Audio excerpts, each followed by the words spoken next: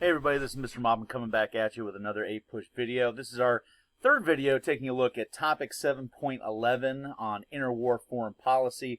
Last time we were here, we were talking about how the world was certainly becoming a more dangerous place with the rise of fascism, the totalitarian states emerging of Mussolini's Italy and Hitler's Germany. But unfortunately, it does not stop there. We mentioned previously that Japan was becoming more aggressive, and that's certainly not going to be changing as we go through the 1930s. Now, Japan is not going to be what we would call a, by definition, fascist state, in part because it does not have, a kind of a supreme leader, like Il Duce or Der Fuhrer, but rather a military oligarchy that is going to be running that country. So the military is going to be running the country. Yes, there's an emperor, but the emperor is going to have more of a kind of a head of state, almost religious level of, support, but he's not considered, the military political leader per se of the country. And what we had seen previously in the early part of the 30s with the occupation, the annexation of Manchuria, is going to expand into other parts of China and in the northern part of the Pacific Ocean. If you take a look at this map right here, we're going to see, by the time we get to the end of the 1930s, you'll see further Japanese expansion into northern China, expansion into Taiwan, some various islands here in the northwestern Pacific. But most infamous of all will be in this area right here near what is the city of Nanjing. The invasion of Nanjing is going to be one of the most brutal military operations of the 20th century. So brutal that it gets the infamous moniker, the Rape of Nanjing. And that name does not come by accident. This is going to be an invasion of a city that is going to lead to upwards of 200,000 people dying. And about half of those people that died were civilians that were just systematically murdered. Not combatants, not folks that were killed as collateral damage. We're talking folks that were systematically murdered. When we see these Japanese soldiers invade the city, you saw block by block, house by house, apartment by apartment invasions where you just saw civilians just rounded up and murdered. And they also estimate, as horrifically as it sounds, upwards of about 40,000 people being sexually assaulted, raped in this as well. So this is not just a military operation. This is not just an expansion of power.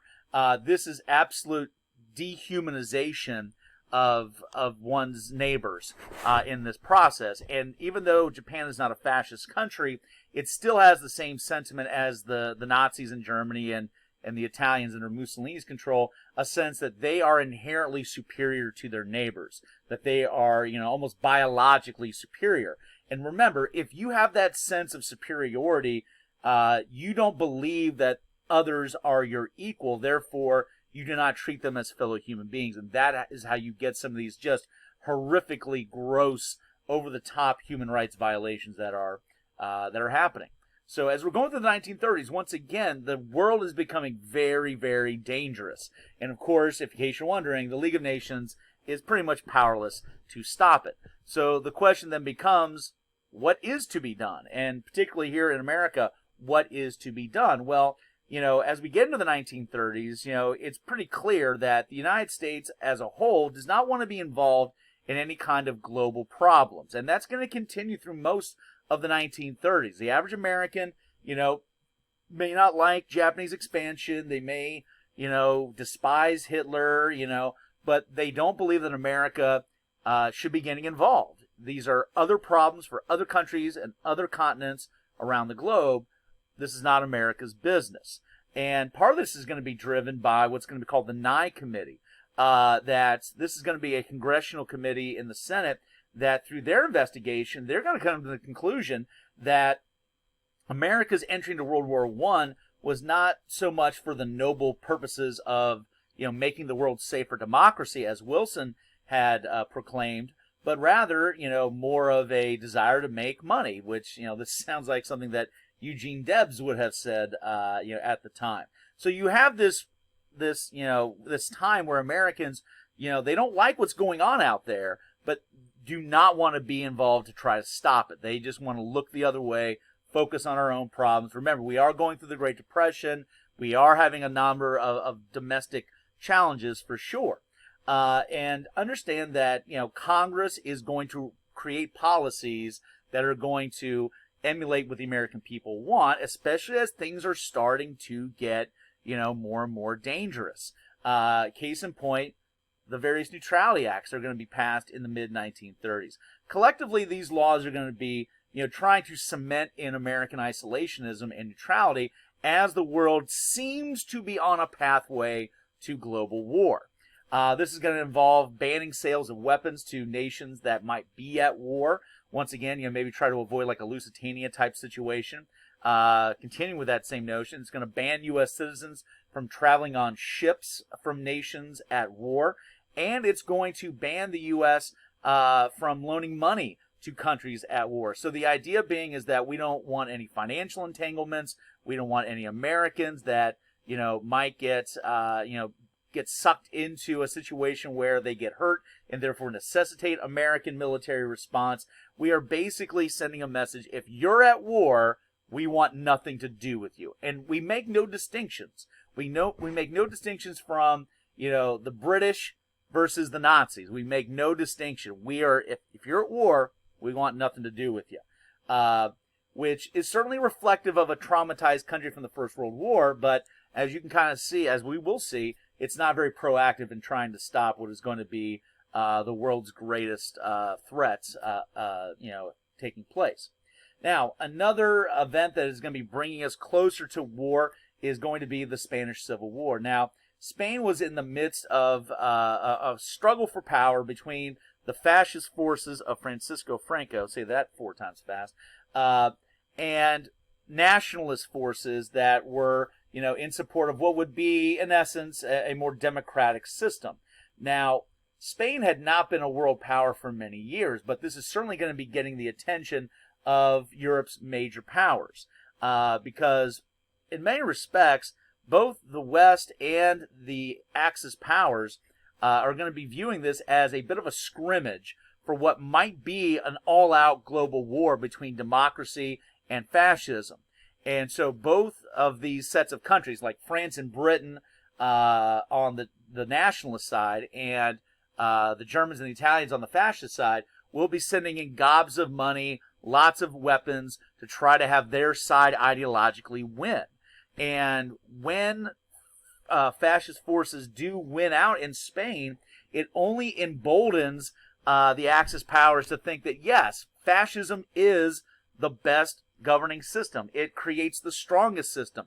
It cannot be beat. Democracies cannot withstand it. So it certainly provides fuel for a desire by fascist countries to expand even further. Now, note, as Europe is step by step getting closer and closer to war, more and more Americans are concerned. Will we be sucked into it?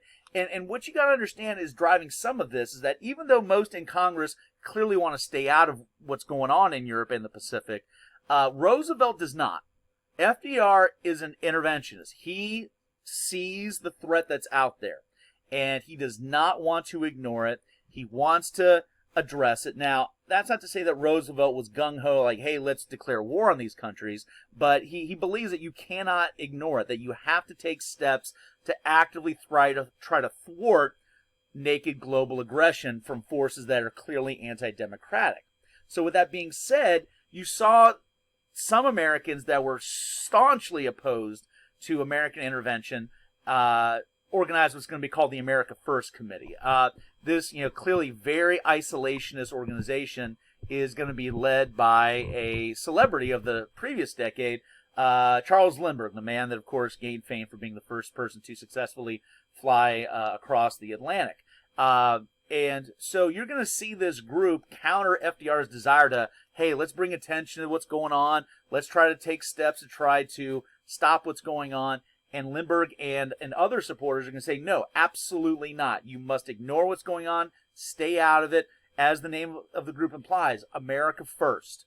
Focus on what's going on with the Depression, stay in our own neck of the woods, let things play out on their own. Now, once again, it's logical in the sense of, how how these folks are react to the First World War, but in many respects, when we look back, hindsight is 20/20, of course, we look back after World War II, and this group does get a lot of criticism as seemingly, willing to kind of ignore the clear evils of Nazi Germany and fascist Italy at a time where, maybe they could have been stopped at an earlier stage. So, it's understandable why there's an American First Committee, but as we'll find out, they were on the wrong side of history.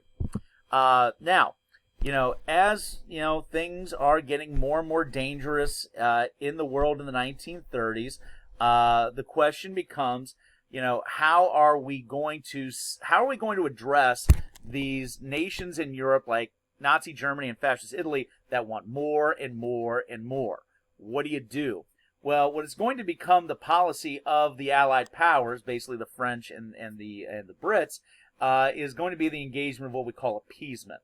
Appeasement is the knowing giving in to small acts of aggression in order to avoid a major war. The idea being is that, if you just, let somebody take a little bit, if it prevents a bigger war, that's fine at the end of the day. I always kind of describe it as like the kid that, little kid goes to the grocery store with their parent, and they pass by, the bakery aisle, and, the kid wants a cookie, although it's right around dinner time, and the parent says, no, you can't have a cookie, but then the child throws a temper tantrum and is, flailing and crying and shouting that they want a cookie. Well, what will most parents do? They'll give the child the cookie. Now, does the kid deserve the cookie? Certainly not. But from a parent's perspective, peace and quiet are more superior to justice. and that's going to be kind of the mindset. These folks that are political leaders at this time are still traumatized by the First World War. And so, if it means maybe sacrificing some principles in the name of global peace, they're willing to do that. They're willing to take that step. That's how horrific that First World War was. That's how traumatized these political leaders are. But note, kids are not stupid. Little kids are smart. And that little kid at the grocery store that threw a temper tantrum, threw a fit, and got that cookie is going to learn is going to learn an important lesson. So keep that in the back of your mind. Now, as we go through the 1930s, the late 1930s, these fascist countries are going to be on the march, wanting to acquire more and more territory. Remember, Italy had made the promise that, they would be returning to their ancient glory. We would be seeing, once again, where is it here? We would be seeing, Rome be the center of the world once again. And, to try to kind of manifest this in some feeble way, we see Italian forces invade the impoverished kingdom of Ethiopia in 1936. Now, once again, the leadership in Ethiopia, the king at the time, Haile Selassie, goes to the League of Nations, begs, pleads for assistance, cannot get help. And this is kind of the final straw, showing that the League of Nations isn't worth anything at this point. And Ethiopia falls. The Allies do nothing. We see Hitler making demands to be able to remilitarize the Rhineland. Remember, the Rhineland is the traditional border between France and Germany. Treaty of Versailles stopped that out of a sense of trying to stop Germany from ever being able to easily invade the West. Well, now Hitler's saying he must be able to do that. It's German territory. It's his military. He should be allowed to put his troops where he wants in his own country. And he throws a fit, makes threats, and so, okay, let Hitler have what he wants. It's his own country, it's his own troops, let him do what he wants with them. And the idea is that it avoids war. When we come back next time, we're going to take a look at what happens when you continue to use appeasement to try to mollify an aggressor. We'll see you next time. Bye-bye.